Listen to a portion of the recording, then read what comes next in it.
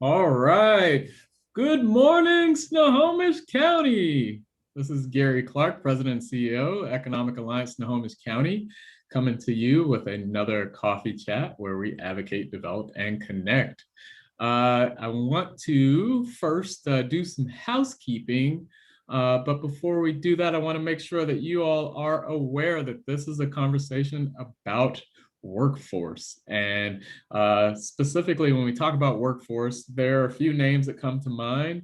Karl Marx, Emil Durkheim, Max Weber, William Julius Wilson, just a couple of names that have opined on workforce and labor in the history. And then, of course, there is the awesome Joy Emery. I'll get to her in a moment, but housekeeping first. Housekeeping, make sure that you have your organizational name connected to your chat so we know where you're from. And then also, please ask many questions and we will try our best to get to you through that process. Now, without further ado, I bring to you our moderator for today, Joy Emery. She is the Chief Executive Officer of Workforce Snohomish. So those of you who have coffee cups, raise them for Joy, and she is going to take this away. Thank you, Joy. Okay. Thank you so much, Gary, and thanks for your enthusiasm to kick us off with my favorite topic, which is workforce and workforce development. Thank you all for joining us here. I will give a brief introduction and then we'll get to our panelists and our discussion, which is really the best part of all of this. So I am delighted to be here today to facilitate the discussion with our panelists, who I'll introduce in a moment. We will be highlighting programs across the life cycle of veteran engagement, hiring, and advancement. Of the nearly 540,000 residents of Snohomish County, just over 8% are veterans. Data from 2019, which is our latest data set so far, indicates that a large percentage of veterans do indeed possess a four-year degree, but certainly there is also about 45% that have some college or high school diploma. We know it's a rich talent pool. Veteran unemployment in the county historically, we don't have a current number, but is a little lower than the average unemployment in Snohomish County. But our panelists here today are going to talk about engagement programs, hiring, advancement, partnerships, and benefits of veteran, and I would hopefully maybe expand that later in the conversation to engagement of active duty military spouses and children as well, maybe just spouses for this group, to talk about the benefits for employers and particularly small and mid-cap employers as well. So without further ado, I'm going to go ahead and introduce all three of our panelists and then kick us off. So James Lapsley. After James' Army career, he was hired by Employment Security Department in 2003, where he served in several programs, including Work First, Labor Exchange, Workforce Investment Act, and Veterans programs. Since 2007, he has been in his current position as the Local Veterans Employment Representative, or LEVER, in Snohomish County, where he assists employers and veteran job seekers in both placement and retention, specializing in federal contractors and small businesses. Welcome, James. I'm going to go introduce all of our panelists first. Dr. Kathy Cox is the Director of External Relations at City University of Seattle. She manages community partnerships to provide educational pathways for their stakeholders. She earned a doctorate of business administration at CityU in 2019. Congratulations, Dr. Kathy Cox. And last but not least, Charles Stevens is the principal for global military talent development at Amazon, delivering on the promise to be Earth's most military obsessed company. Charles' 15 years of military service drive his vision for Amazon to be a great place to work for the military, where military service members and spouses feel welcomed, appreciated, and thrive from day one. Charles and his team define, build, and provide the military community a world-class customer experience across the employee life cycle, from onboarding to training and leadership learning with continued developmental support. Charles also continues to serve the community as a U.S. Army Reserve officer. Welcome, Charles. All right, so let's get started and let's start with James. So good morning, and as Joy had mentioned, I'm the Veterans Employment Representative for Snohomish County. And I too am not only an Army veteran, but retired from the Army, and I'm only on my second career. But having said all of that, um, I'm extremely passionate about veterans. And one of the things that we've done here at WorkSource and Employment Security is we've developed some really awesome programs to assist all veterans. Doesn't matter what era, what their situation is, whatever the case happens to be. But the long and short of it is, what we do is assist not each and every veteran in getting living wage jobs. And as we know, that can be more difficult depending upon that particular veteran's set of circumstances. And then it's not only about having the veteran, but it's also about having the employers to help make a good fit. Because as we all know, it's not only having somebody who's qualified, but who's going to be a good fit in the organization. Because one thing that we don't want to do is to get somebody in a position that they're not going to be able to retain for whatever reason. So it's important that we do everything together. And a lot of this is all built up, as we know, it's all built upon relationships. Everything that we do is with the end in being to assist everybody. So everybody, it creates a win-win sort of a situation.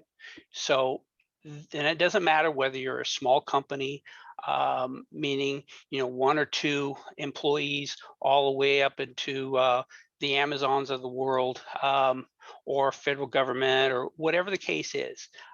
We fully believe that everybody deserves the right opportunity.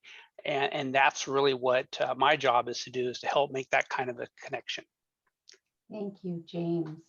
So James is a valuable asset to our WorkSource system in Snohomish County and the Serve Center. So certainly spends a lot of time engaging with veterans. So we're going to pause on James and go to the next to Kathy. Kathy, City University partners with Amazon. Can you describe how that partnership works? Sure. Why don't I also tell you a little bit about City University of Seattle, since some of your people here may not know about us. So City University of Seattle is a private nonprofit. We're a 501c3 university, been around for, it'll be close to 50 years soon. And we are really focused on helping working adults advance their careers. Our mission is to change people for good, and we want to help advance their careers. And we work with a working adult population, so we're an award-winning online university, but we also have some remote campuses for in-person, not this year, but in-person classes. And we also have mixed mode. We really try and serve that need of that working adult. So we have our faculty are working, and most of the time they're in professional, not just academic. And so that also ends up helping with really giving current relevant information in our classes. So what we really believe in, because we're trying to advance our students, is working in partnerships with organizations. So we've been having a wonderful partnership with Charles, which I'm sure he'll talk a little bit more about, with Amazon, where he came to us and wanting to advance their military employees. So we developed a program and created a certificate that really tried to get them fundamentals of computing to be able to take them along pathways and change your careers and technology careers. We also then have been offering tuition reductions to help also the military employees and their other employees to be able to help their advance their careers. So it's been great working with Charles on that. We have partnerships with many other organizations, including the large organization in Snohomish County that everybody knows about, which is Boeing. So we also have partnership with them. And so, we've been really happy to work with Charles and Amazon on what we're trying to do to help advance their employees.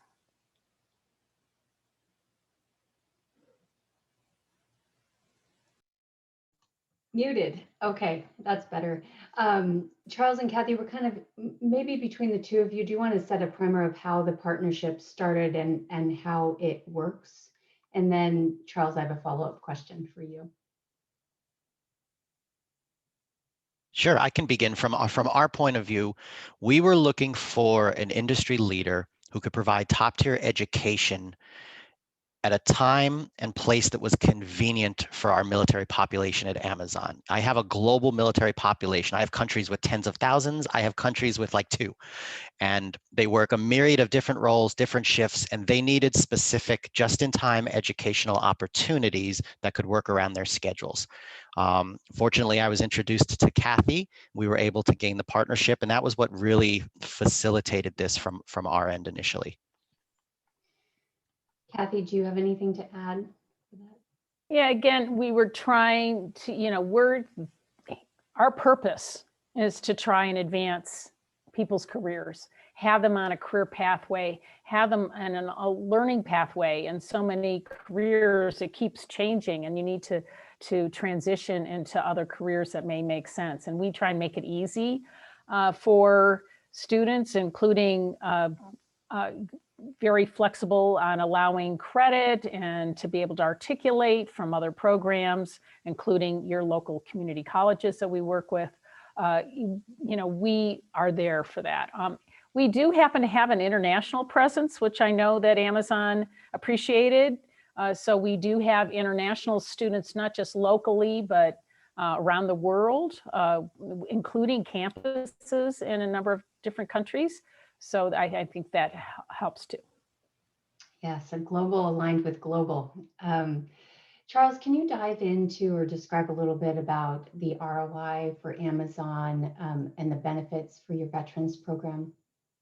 Sure, I'd be happy to. So, obviously part of it is just, it's the right thing to do.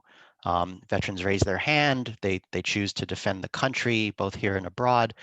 And what this gives us is an opportunity to let them know that if they're willing to do that, that they'll have somewhere to go where they can be successful once they're ready to make that transition. The other thing is, quite frankly, is the veteran talent gives us a chance to tap into an audience with a broad range of international and people leading experience, something that we need, not just in the US, but overseas. We're often thought of as this large global company, which is true, but there are countries where we literally just have one building, and we need someone who has experience in those types of environments as well. And our veteran talent is fantastic for that. Other ROI is, veterans know how to lead. They know how to lead at scale. And so there's potential for the next Jeff Bezos, the next Dave Clark, the next Andy Jassy, the next, Alicia Bowler Davis, whomever. There's a very good possibility that one of them are within that veteran pool. And with the proper educational opportunities in place with partners such as CityU, we're able to elevate them and really give them what they need to succeed here at Amazon. That's great. So as Kathy and Charles have described the talent pool that we all think of when we think about our veterans. So I want to turn it over to James to talk about his program and his how he engages veterans in the local labor market, so in Snohomish County, and then dovetail with that, how employers can connect with you, James, if they're seeking talent in the veteran community. Certainly, and thank you. So to start off with, so during this pandemic, things, certainly it's not business as usual. What I mean by that, the doors are not open, so people can't physically come in and see us. So what have we had to do? We've, like everybody else, we've had to pivot. Everything is done virtually now, with very little exception. And so what does that mean? That means that we have to do a lot of outreach to all the veterans. That's one of the things I'm responsible for, is to make all the veterans within our county know what kind of services we have available to them, whether it's employment, whether it's resources, whatever the case happens to be. And often what happens is veterans will reach out to us, whether it's because of receiving unemployment or whether, whatever the case happens to be. And then we'll build sit down with them, obviously virtually, and make sure that they are we know what they want to do, make sure they have the appropriate resume, make sure that they can interview well. And then a lot of what I do is try to play matchmaker, if you will, at that point. And as we also know, and Joy had mentioned, we have not only a lot of veterans, but we have a whole lot of veteran-owned businesses here in the county. So veterans love to work for other veterans. So that's always going to be my very first go-to. That's just the nature of the business. And then from there, it kind of dovetails out from there. And I work with a lot of businesses within the county. And we have a lot of different kind of hiring events, job fairs, that sort of thing. And as time progresses, what I'm able to do is I'll have a pool of potential candidates, and then I pretty much know what might be a good employer, might be a good match or a good fit. And then I can reach out to that specific employer and say, oh, by the way, this is a candidate that might be somebody worth you taking a look at. And we kind of go from there, and it really works. Because like I said before, it's more than just having somebody who's qualified. We want them to be a good fit. We want them to be able to advance. We want them to be able to have family wage jobs, because as we know, while veterans are on active duty, they're used, especially those that are early in their transition, they're used to certain wage, a certain income, all those kinds of things. So we want to make this transition as easy as possible for them. And everybody is coming from a different place. So it's really about taking care of them. And I've got some wonderful examples of some of the employers here locally have been able to assist. As an example, with Comcast, help them to win one of their awards where they're trying to hire 10,000 veterans in 1 year, with 2RB Consulting, which is a huge IT firm, veteran-owned business, with motor trucks here in Everett. So, and I've got a lot of different employers that I get a chance to work with that understand the value of veterans, and we're able to assist. And it's really based upon that one-on-one relationship, and it really gets a chance to kind of go and to grow from there. And for anybody, so that means I also get a chance to outreach virtually to to all of the employers in our community within the county. So what that means is anybody who's registered as an example through the SBA, I automatically outreach to them and let them know about our different kinds of services. And why I like to work with the small businesses really closely is, as opposed to larger firms or organizations, often the small companies, it's just that one employer who has to do everything, versus the large companies and corporations who has a team of HR folks who get to do a lot of their assisting. So to me, I get to have a higher impact to assist these small businesses to become successful, because once again, it's about creating a win-win opportunity. And for anybody that's interested in reaching out to finding out more, all they have to do is go on the WorkSource website, and our banner is right there. And I get a chance to talk to employers all the time about exactly what kinds of things that we have to offer them. So it's a wonderful situation for everybody. Thank you, James. And I will say that James, we're very fortunate to have James and the team surrounding James at WorkSource Snohomish County, because he is the trusted connection. He is the go-to person for veterans that are exploring career options, educational pathways, benefits, and also is a resource for employers to make those connections. So encourage you not to fill up James's phone line, but hopefully, he is the go-to person. So encourage you to reach out to him. So I want to expand this discussion from here. And maybe throw a little bit of a curveball in for our panelists. But as we talked about, we've been through it's been a year. I don't know when we need to stop saying that, but really it's been a year.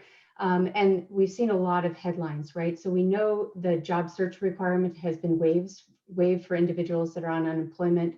We know post-secondary education enrollments are down. And yet I get multiple emails from employers across sectors every day that are saying, I need talent. So I want to open a broad question and hopefully engage the audience. So get your questions ready about why it's critical for businesses to develop their workforce now. So think current workforce, but then also that pipeline. So let's start with current workforce and kind of comments maybe from Kathy and Charles on why it's so important to invest in the future Jeff Bezos, right, of the world. But generally, when we look at 2 years ago, we were at historically low unemployment. And so kind of the benefits of moving individuals up, investing in their path. And I'll certainly chime in with some other programs that might assist employers. So Charles, Kathy? You'd start, Charles, and then I'd love to chime in. Sure. So yes, and I think you hit it about how we had the low unemployment prior to the COVID year. And we're seeing market saturation in a number of different areas, which is making it harder to find the workforce of tomorrow today. And so that makes it even more important to develop the workforce you already have. Plus, we're continuing to move away from the specialty field where someone is a specialty in one talent and one particular talent, and that's it. As we move to the workforce of tomorrow, we need fungible leaders of talent, fungible leaders of people, fungible leaders in all sectors who can move from one business line to the other. And in order to do that, we provide them the educational opportunities that they need to, like a fundamentals of computing certification, or select one or two courses that they need when they need it, so they can continue to evolve and be future proof for tomorrow. Great. I just wanted to add, first of all, we've been doing fine at CityU, and you said it, post-secondary education's been down. And I think that's because of this issue of people are having to pivot and pivot. We all have to pivot. Here we are doing a virtual meeting here, but I think it's also pivoting your career and trying to upgrade your career, and we make it easy for them to do that.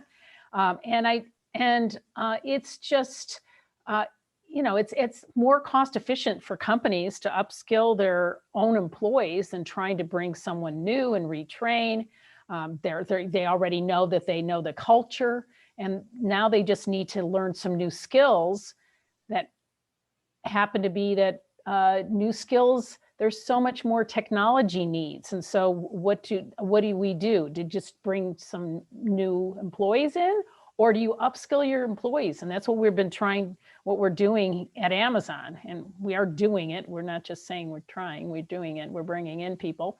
And so I think that that's really important. I did want to mention about the veterans, which I forgot to mention before, but CityU is very committed to veterans. We have a department that specializes in making sure that the veterans feel at home and are be able to retained within our program. And also we have even specialty people in our financial aid department. So we're very committed to veterans. And I forgot to mention that earlier. So thank you. Well, I hope that helped. Thank you for adding, because I think that all of you have described the importance of affinity, right? Affinity groups at work, affinity with feeling supported, and connections with employers, and certainly the benefit of that for retention and advancement. It can't be understated, but all of you have touched on that, finding the right fit, investing in those individuals, move them up. I think what you've described is a life cycle, and at Workforce Snohomish, we're very focused on that life cycle. We have resources to train individuals that have been dislocated or long-term unemployed, and youth, and into careers, right? To move them into careers. But what for me is missing is that investment, particularly for small and mid-cap employers, for supporting incumbent worker or existing workforce, and moving them up. We do have a program for incumbent worker training at Workforce Snohomish. It's relatively small and is a byproduct of our funding level. However, we do offer small, medium-sized employers with opportunities to secure funding, to invest in their workforce, to change their technical skills, to advance because of new processes or technology improvements. And we're very much looking at that fulfilling that life cycle of upskill backfill, right? So invest in people, move them up, and allow for others to engage at entry or mid-level occupations. So just wanted to put that out there. There is information on our website. I'll add it to chat, but wanted to open up. I don't see that chat lighting up. So I do want to open it up to questions. Workforce is a hot topic right now. We've heard about a variety of challenges in the workforce, and I'll broaden it. Certainly take questions about veteran and military spouse hiring and engagement, but broaden the discussion a little bit on the variables that are keeping people out of workforce, because I'd be remiss if I didn't address this. It's been on my mind for quite some time. And a lot of, there's a lot of speculation about the impact of unemployment on individuals returning to work. Statistically, there is no evidence that shows that that unemployment payment is keeping people out of the workforce. So we need to look at what the foundational level issues are and how we deepen our engagement with communities. And Workforce Snohomish is working on that. We certainly know that childcare and K-12, so everyone went back to school, but it's back to school. It's hybrid, it's partial days, certainly reflective of the 2 million women nationwide that dropped out of the workforce. And fear over COVID-19, there are a lot of variables in play in this labor market. So while we still have, I think our unemployment rate dropped a little bit, good and bad news, our labor force participation rate, however, is down in this county. So looking at ways that we engage through our community-based organizations, through WorkSource, through folks like James, through education partnerships like Amazon has forged with City University, are even more critical today than they ever have been. So I will stop there and see if we have any questions. Questions for our panelists. Radio silence. We've answered everything you could possibly need. Hi, Joy. I'm going to jump in and ask a question.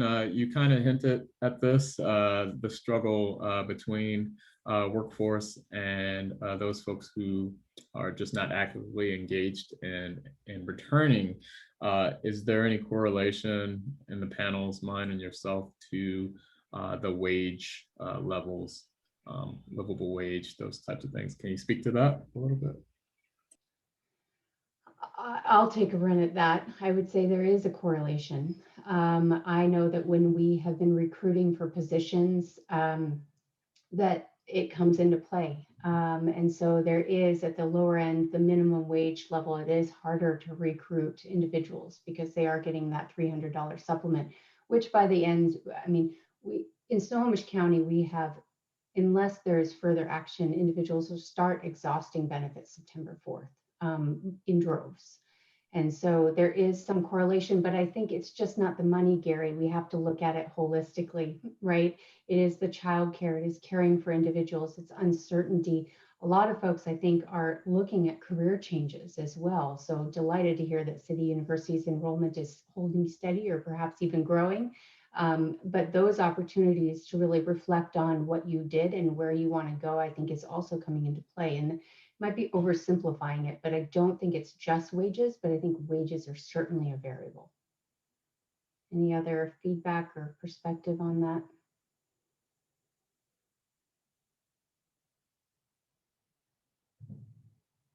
I would just comment that even beyond the wages, we've seen a trend lately in the interest in additional benefits that are provided, specifically with medical, of course, with the focus on it over this last year and a quarter that we've seen now. And so I think that's a key piece, as well as benefits such as medical. Again, educational opportunities are a big thing as people look to pivot to new industries as well. What about childcare? Given that this pandemic has created a destructive force in childcare, which I will also note has a wage variable in it, Gary, right?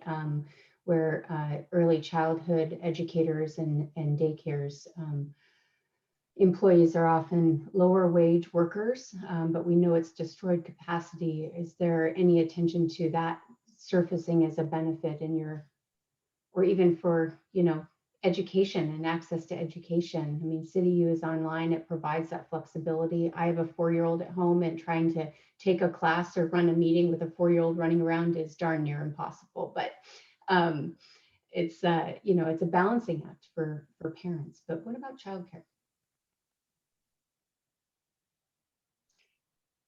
So let me kind of chime in on part of this.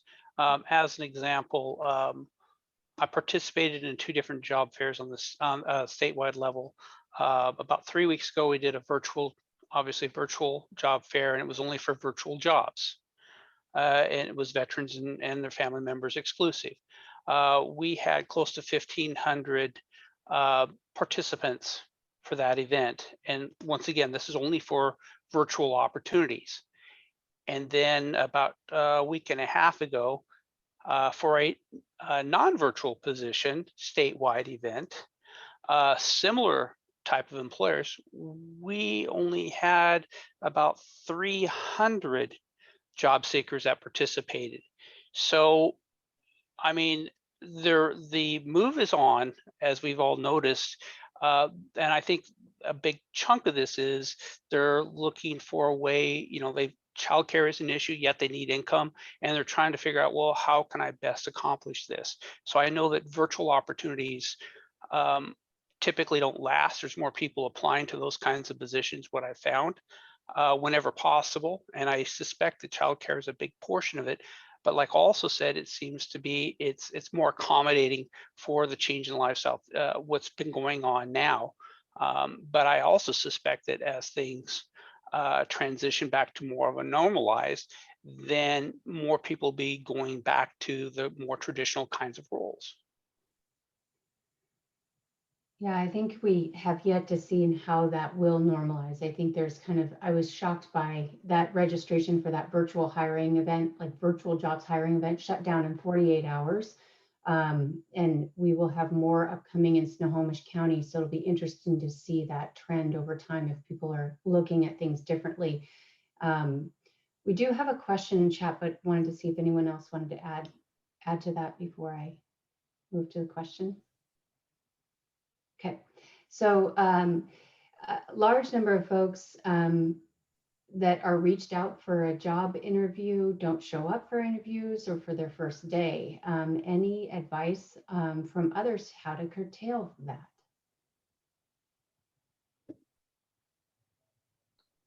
I'll take a stab. Yeah, go ahead, James. So one of the things when I do interview preparation, one of the things I caution job seekers on is if you're applying for this position and you've done your research, then I hope that you really intend to do the follow through. And it's really that. It's about making sure that they're applying. To me, it's about making sure they're applying to the right position. If they do their part, and if I can do my part, then we have less of the folks not showing up, those sort of things. But I think it's really about the preparation and the individual realizing, okay, this is what's going on. And if they don't show up, there's potential consequences as it relates to their unemployment, as it relates to a lot of other issues, which I'm not going to get into. But yeah, they need to be very, very cautious about what they apply to and how they go about it.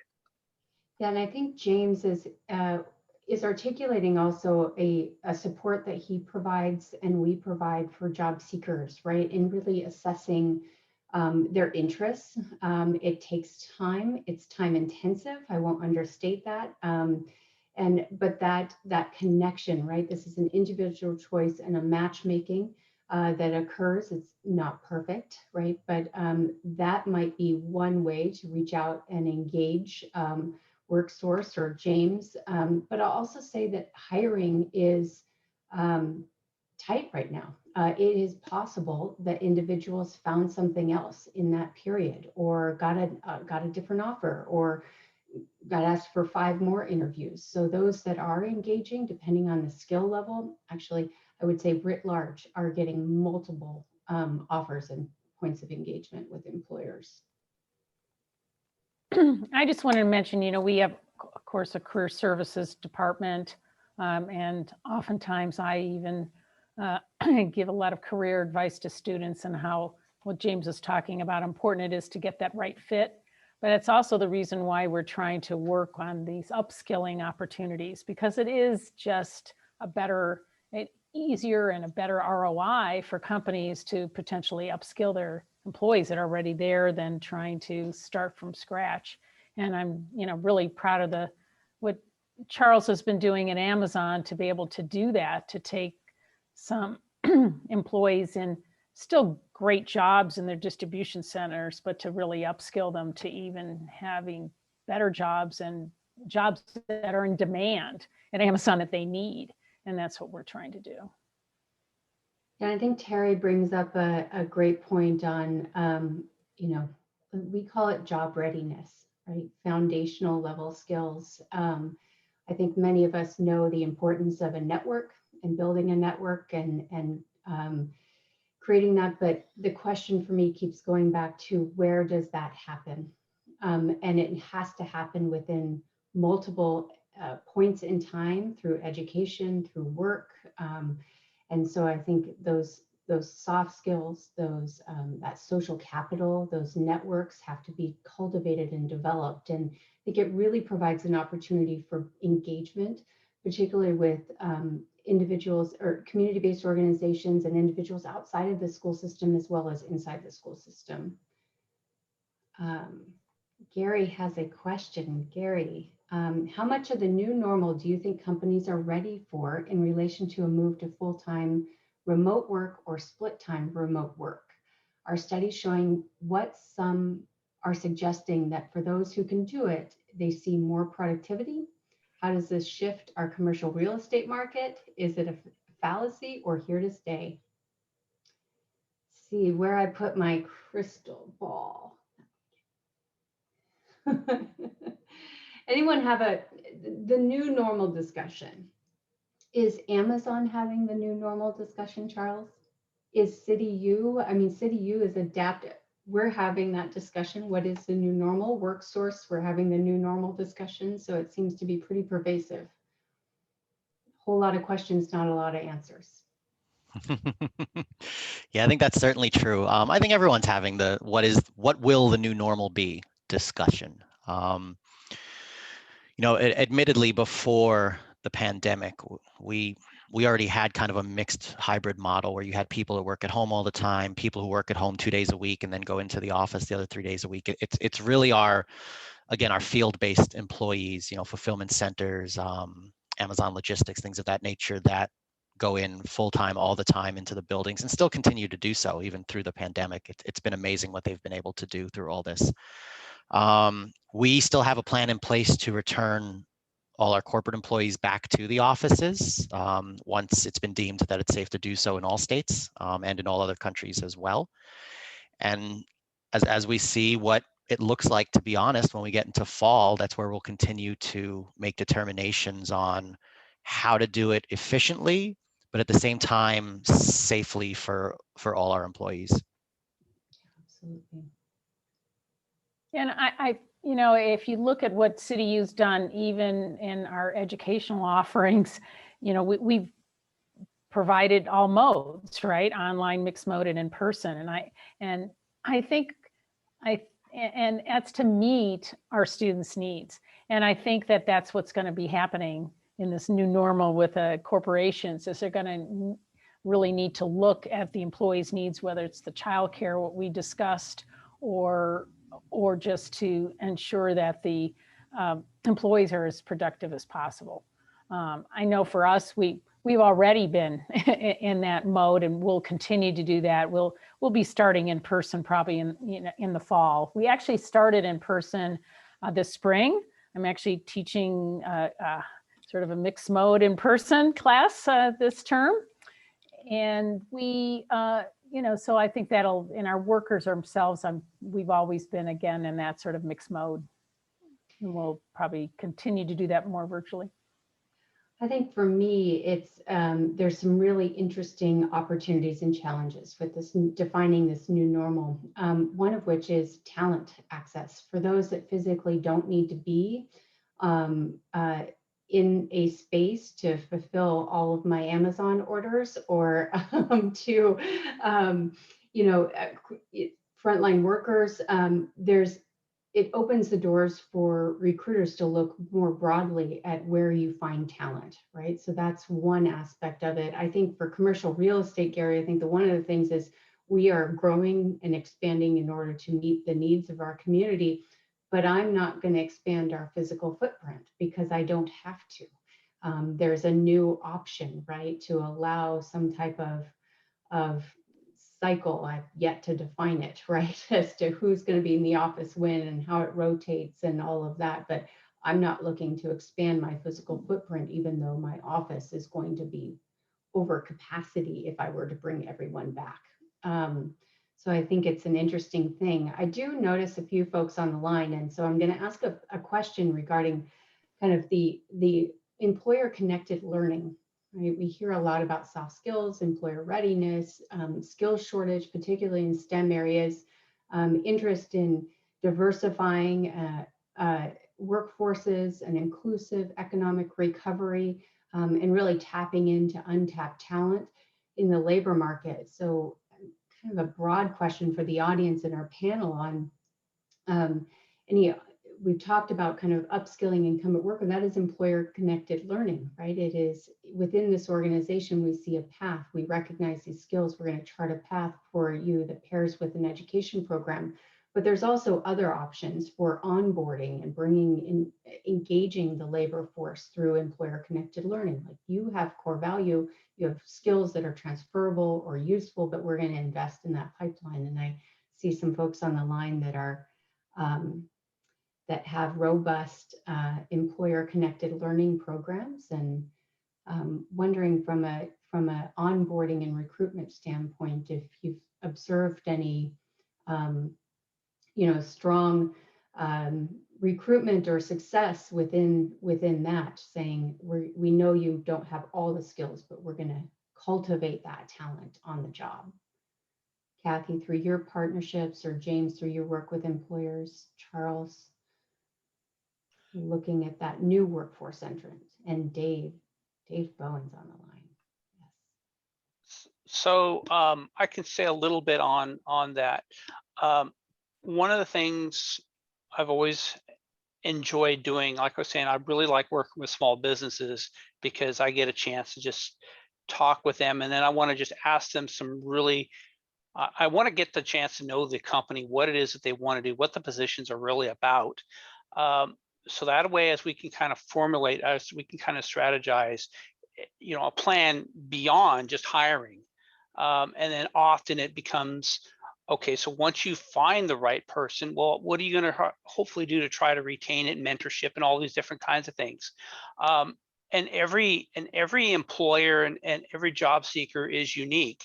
So it's really about trying to figure out what makes the best approach based upon where that particular employer is, because we have a lot of employers, depending upon what they do, they can't hardly pay much more than minimum wage as it is. So there's a lot of different dynamics involved in this. So once again, it's about developing a unique strategy based upon that specific set of needs, and that to me is a starting point.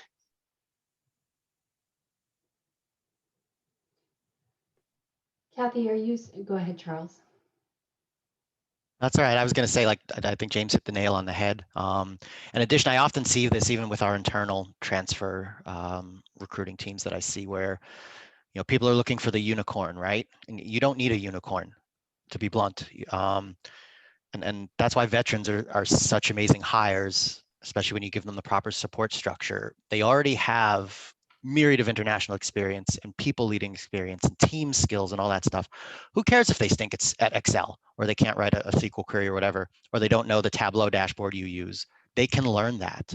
That's easy. I'd rather have someone who's fungible and has the people skills and the experience, and then can learn some of those harder skill sets along the way, versus finding that unicorn who's only good at the rec that's open, but then I can't transition to other roles as my business continues to evolve.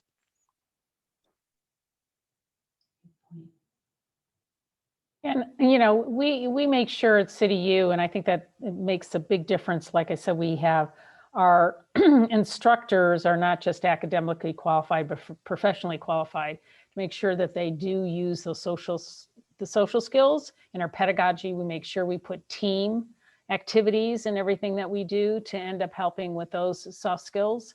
It is, like Charles said, it's probably one of the most important parts of what you do when you're hiring. So. Absolutely. I will also just articulate to this group that WorkSource and our partners at WorkSource, Workforce Snohomish, have a variety of programs to help with on-the-job training and subsidized wages, as well as customized training. So as to Charles' point, you can teach the technical.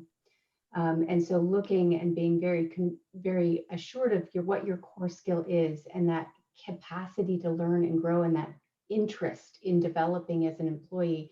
But we do have programs to help employers with onboarding and training. So please do take a look at our website or get in touch with me. And I'm happy to direct those resources, because I think we're going to have to be creative in looking at cultivating that next generation of talent.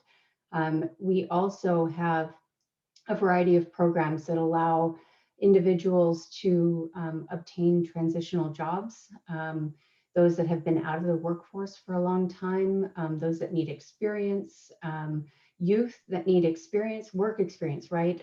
I worked at Dairy Queen, right? And as much as I loathe Dairy Queen and that experience, it taught me core skills, right? It was essential customer service, to stay busy, right? And a wonderful manager, and maybe in retrospect, but nonetheless, there are opportunities to engage individuals that might be your best employee. They might stay, but you have to look at that candidate pool and look at individuals that need you to take a chance on them and cultivate them. And we have programs to assist.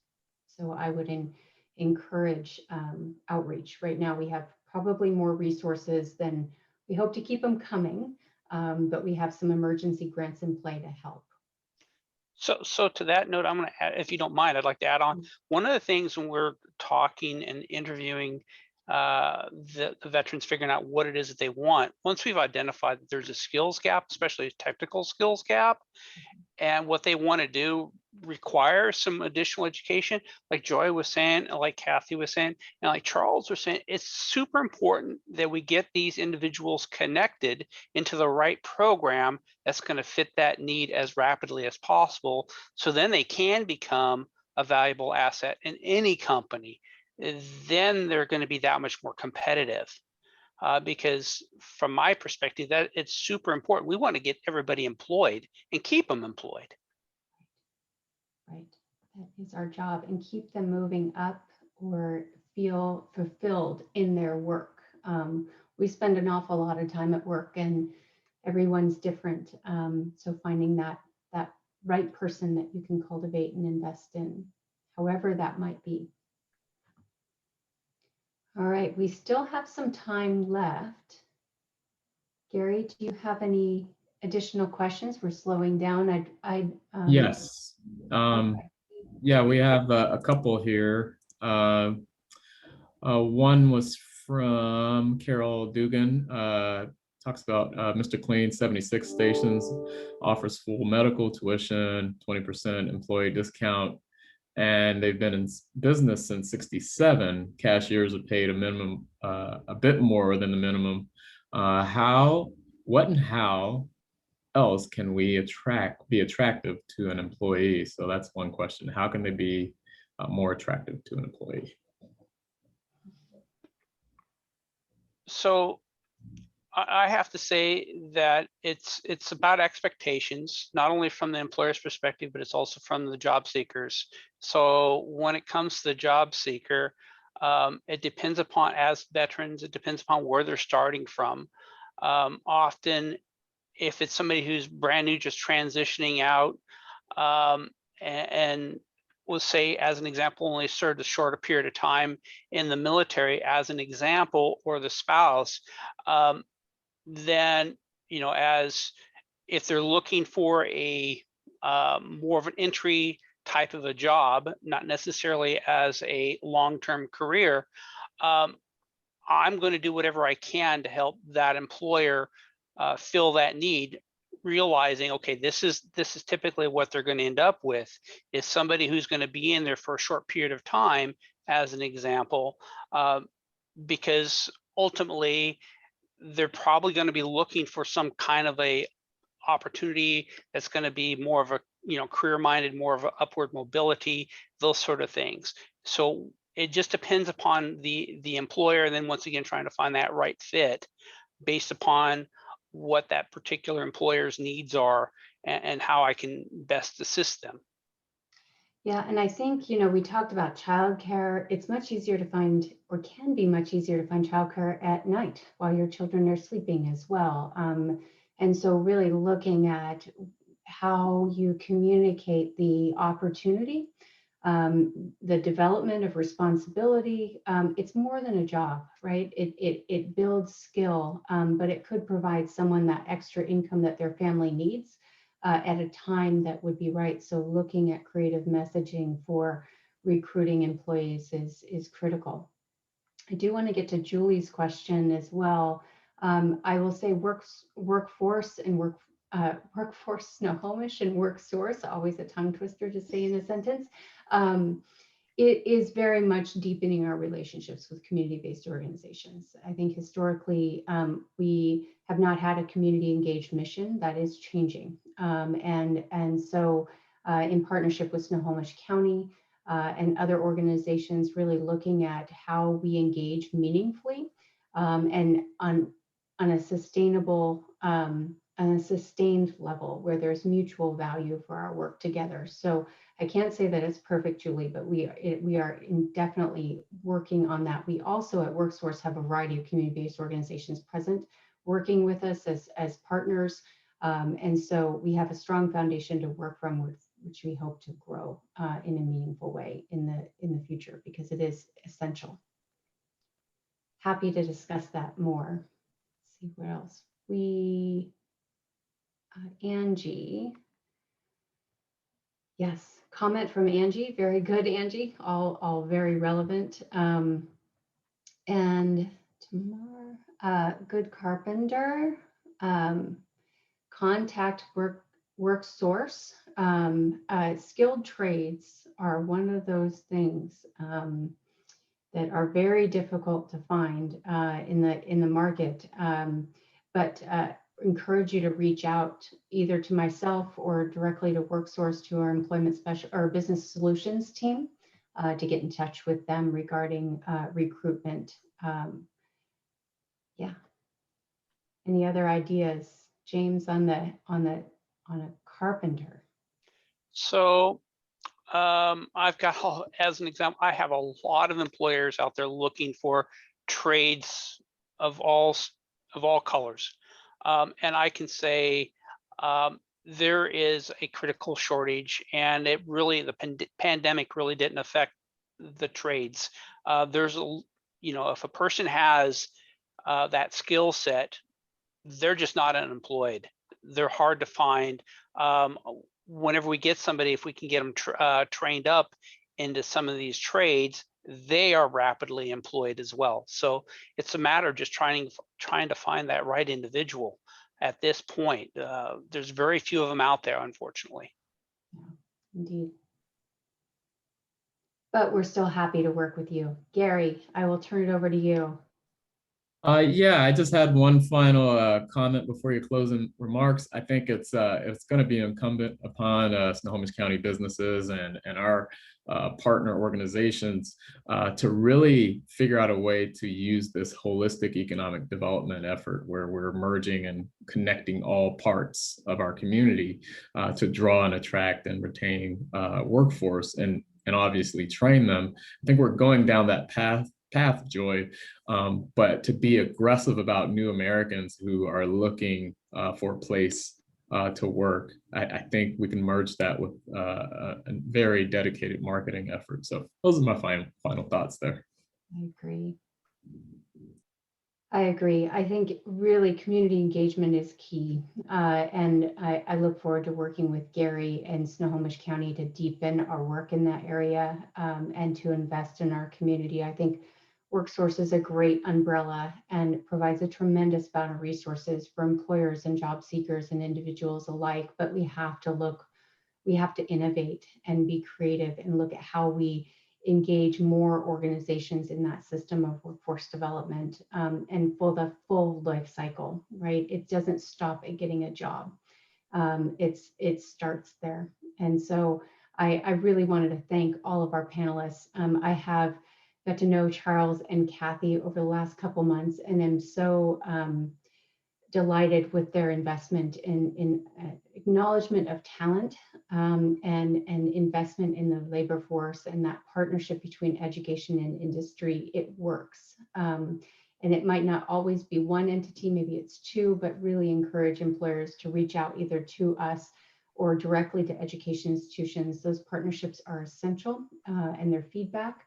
And also, I think, to get in touch with folks at WorkSource, we have skilled staff ready to help, and happy to explore. We are not a unicorn, as Charles so aptly put it, but we will do our best.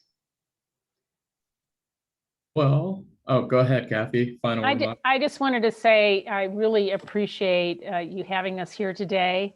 It's been great getting to know you, Joy, and Workforce Snohomish. We have had partnership with the Snohomish Economic Alliance for a while. We actually, obviously Amazon and Boeing, which are large companies, but we're also we have partnerships, Everett School District, the Tulalip tribes are open to, work with employers on trying to help advance their employees and be able to bring new employees in that they needing their skills. So, but I appreciate all the effort and really appreciate Charles for being such a fabulous partner.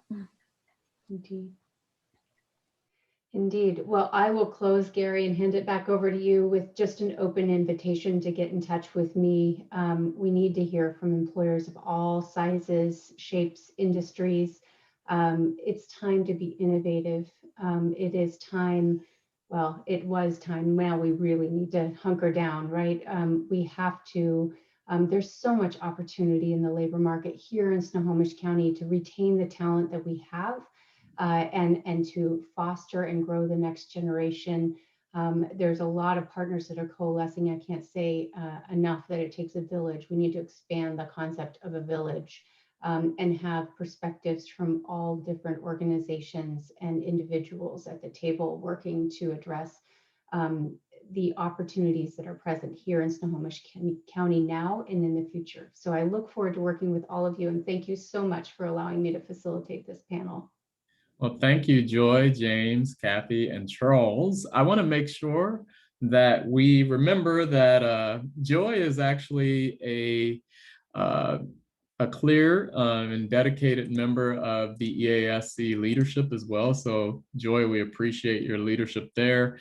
We also want to highlight the fact that Workforce Snohomish helps strengthen local businesses, supporting workers and assisting unemployed residents to find gainful employment. And so with that in mind, we are really talking about the American dream, finding that for people by creating opportunities for jobs. So this work is definitely paramount. And I love the fact that you all had some great information to share. With that being said, folks, we have the Snohomish County update coming up this week, May 13th.